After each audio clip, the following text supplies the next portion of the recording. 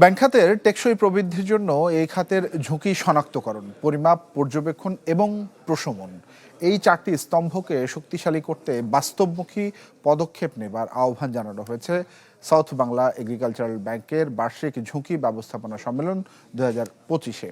সকালে রাজধানীতে ব্যাংকটির প্রধান কার্যালয়ে ট্রেনিং ইনস্টিটিউটে আয়োজিত অনুষ্ঠানে বক্তারা বলেন, ঋণ ঝুঁকি ব্যবস্থাপনায় সাইবার হামলা মোকাবেলায় উন্নত নিরাপত্তা ব্যবস্থা ও দক্ষ কর্মী গড়ে তুলতে হবে। নতুন এবং ফিরে আসা গ্রাহকদের জন্য নগদে চলছে ক্যাশব্যাক সহ প্রতিদিন হাজারো উপহার জেতার সুযোগ। হবে আশা আর ফেরা, সারপ্রাইজ সেরা।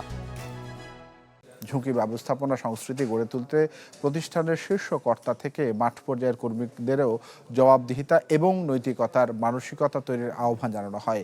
অনুষ্ঠানের প্রধান অতিথি হিসেবে ছিলেন বাংলাদেশ ব্যাংকের পরিচালক আনম মইনুল কবির। বিশেষ অতিথি হিসেবে ছিলেন সাউথ বাংলা এগ্রিকালচারাল ব্যাংকের ঝুঁকি ব্যবস্থাপনা কমিটির চেয়ারম্যান মোহাম্মদ নাজমুল হক সহ অন্যান্যরা।